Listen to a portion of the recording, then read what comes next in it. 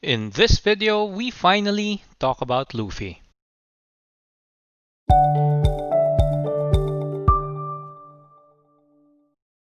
Luffy is my favorite character like most fans. I love how carefree and positive he is.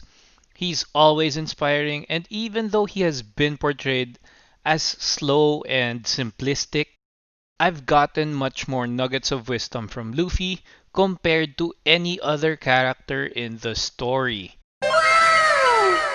This is one of the biggest reasons why I love One Piece so much. I'm sure there are other fans that love One Piece because of that. You can even apply a lot of these in your life. Not to mention how incredibly badass and relatable the characters are. The story is so rich and deep. The plot is thick, with two C's, of course. That's why ever since 2007, I had been following One Piece. Anyway, let's get into the video, shall we? Luffy is in formation with all the other Straw Hats when we last saw him, but he still wants to go to Kaido right away when Zoro found him by accident. They were intercepted by these Harpy people, as well as Queen and King, so their plan to slingshot themselves to the rooftop isn't going to work. If these dudes are blocking the way, since Big Mom is temporarily out of the picture, they should have a window to take care of the Harpies. Sanji can take care of that as well as King. Jinbei can intercept Queen, while Zoro and Luffy can go to the rooftop as planned.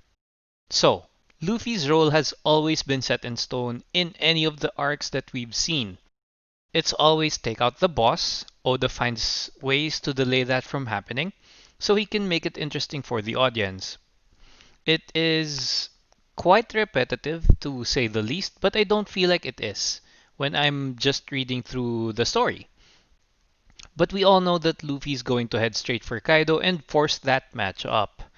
And once he decides about something, there's nothing that can really stop him. One way or another, he's going to defeat Kaido. Now, in order for Luffy to get to Kaido, I still think he's going to go through some opponents along the way. The usual suspects are Fodder, Queen, King, Ulti, but we could see someone unexpected. Someone like Perospero, or more likely the other Tobiropo. Drake for one, Who's Who, Page 1, or even Sasaki. I expect big things for Luffy because of what he could be achieving. Obviously, he's not using his future sight yet, because if he was, he could have easily avoided Queen. And that's his biggest difference from Katakuri in my opinion, because Katakuri used future sight a lot of the times. Maybe even constantly. Hmm. Well, maybe not constantly, because as we've seen, when Katakuri was flustered or angry and frustrated with Luffy, he wasn't using his future sight haki, which enabled Luffy to hit him, give him confidence, and then defeat him. But for Luffy's case, he uses it when he needs it, or at least we see him use it when he needs it. So it's either a mastery thing, where Luffy needs more time to practice using future sight constantly, or it's the amount of total haki that Luffy has, and Katakuri has. And what I mean by that is if Luffy has 1000 HP or hockey points in his current state, then maybe Katakuri has 5000 hockey points because he's able to use it in almost any situation and all of the time or most of the time. With that being said, maybe after this war is over, Luffy could raise it up to about 3000 HP or maybe even surpass Katakuri's mastery of future sight. Now, as for his Ryuo, he and Zoro just learned it. There's going to be issues for that in my opinion. Something like Luffy's Ryuo being a bit weaker than it could be, or it could be using up a lot of his armament haki because he has to make all of the surrounding haki flow out through the target, to and through the target. So that might use up more haki than it just coating your arm with haki and hitting things with it. Who knows? Maybe after this arc, he might get it to a point where he's comparable to Roger and Whitebeard, maybe even Garp. It would be great to see Luffy become a master of Ryuo in Future Sight. To me, I hope it doesn't happen too quickly. But what I'm looking forward to the most right now is a possible awakening or Gear 5th for Luffy. Awakening is kind of weird when you really think about it. Making the surroundings rubbery can provide better traction and a softer landing. Everything that Awakening can do for Luffy is basically, I see it more of as enhancements to Luffy's combat abilities or physical abilities. Because more traction may give Luffy more speed, acceleration, and agility. Speed meaning maximum pace, as in 300 kilometers per hour. Acceleration, as in how fast can he reach that maximum speed. And agility, as in how fast can Luffy change directions. Obviously, Oda won't be too technical about it, but Luffy can do more unorthodox escapes and attacks with it, especially if Luffy's opponent can't keep up with him. But moving forward, it could also provide softer landing. Luffy could avoid getting the full extent of damage if he gets hit and is headed towards buildings, for example. He turns the building into rubber somehow, let's say by extending his arm, touching the surface, making it rubber and softening the impact or the fall. It could be great for his Gomu Gomu no rocket technique so that his crew won't suffer too much from being slingshotted by Luffy and giving them a softer landing. But on the other hand, Luffy can also get Gear 5th or just an enhanced version of Gear 4th. Either way, my theory is that the addition of Ryuo to Luffy's arsenal could he could use it to manipulate Haki to flow onto one area, control the elasticity and the hardness in one area, unlike the current Gear 4th, where it's always hard and bouncy at the same time in all of the areas in Luffy's body. But that uses a lot of Haki at any given moment, so Luffy could just turn it on and off as well as put how much Haki he wants to put into which area of his body. Like, let's say Luffy has 100% of the Haki being used in his whole body right now. Luffy can make the full 100% go to a specific area or areas, like 70% on the arms and then 30% elsewhere. So he can be on the attack and retain defensive capabilities at any point in time without using too much Haki.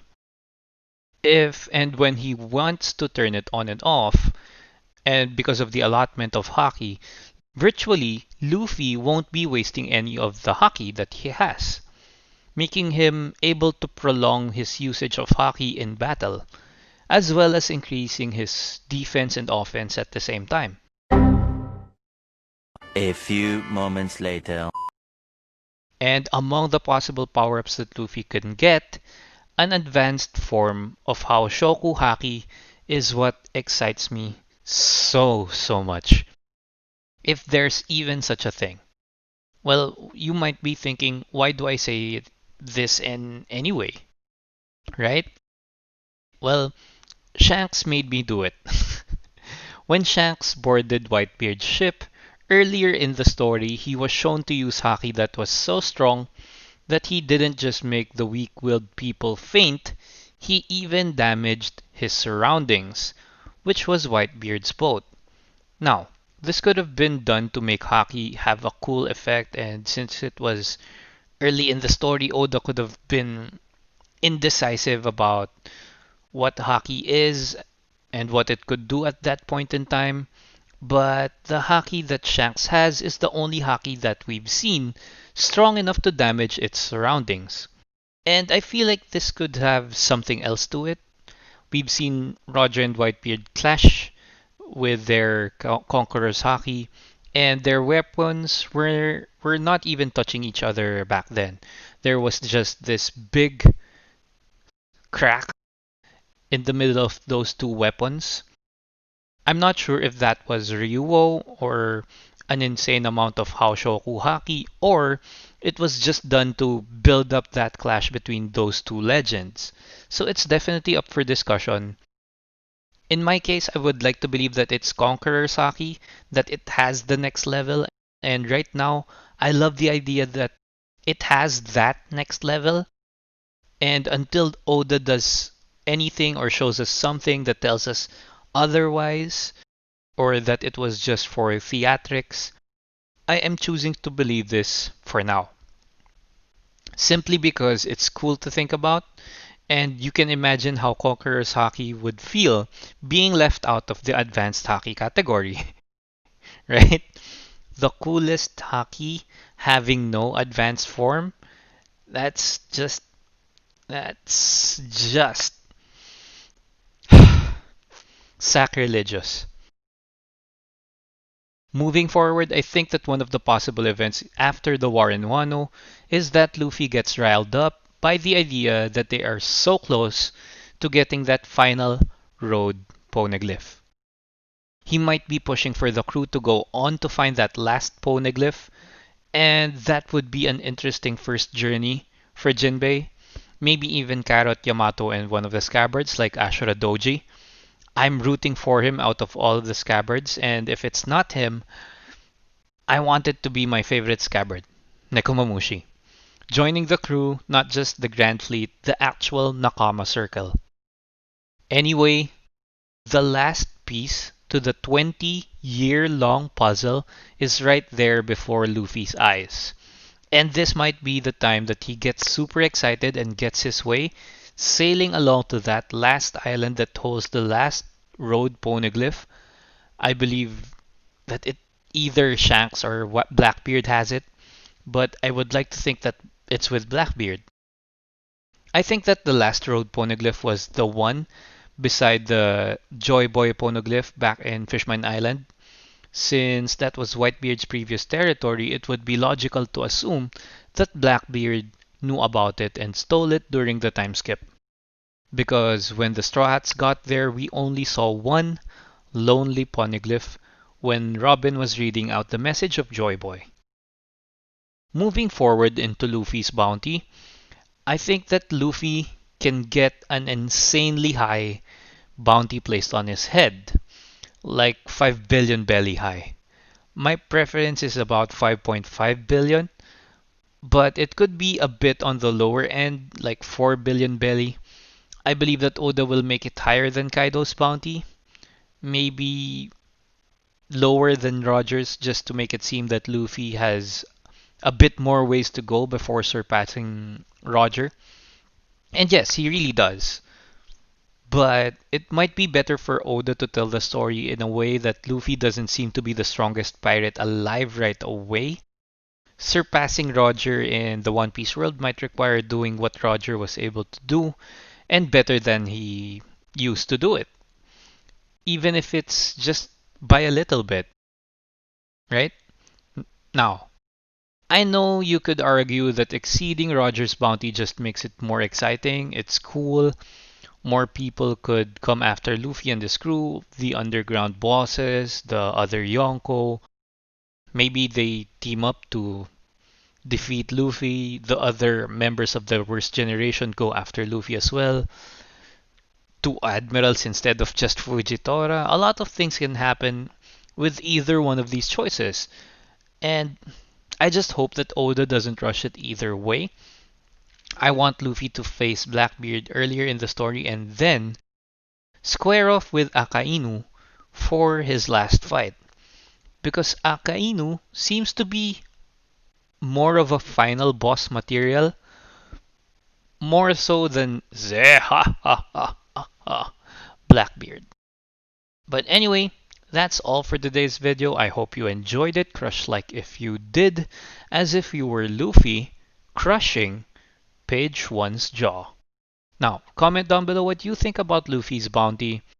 Will it be higher than 5 billion? Will it be lower than 4 billion? What do you think? I'd love to hear about it. And if you love One Piece, please subscribe to the channel so it could grow and I could give you more of your much needed dose of that One Piece content. And hit the notifications button because on the next video, we will be talking about Yamato and Carrot. So it's gonna be a fun one, and I hope to see you in that conversation. Stay safe now. Peace!